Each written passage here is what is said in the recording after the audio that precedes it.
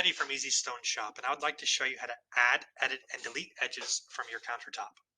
First thing we're going to do is add an edge.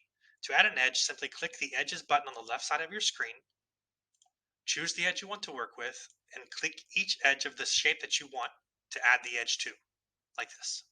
It is also possible to add laminated edges to your countertop. To do this, follow the same steps as before.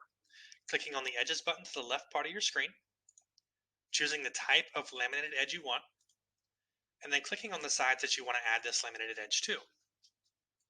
This will also create a separate piece in your layout mode. More on that later.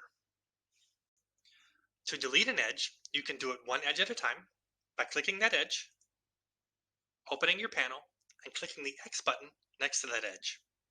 Or you can simply click the entire shape, open the panel again, and click the X to delete all edges at the same time.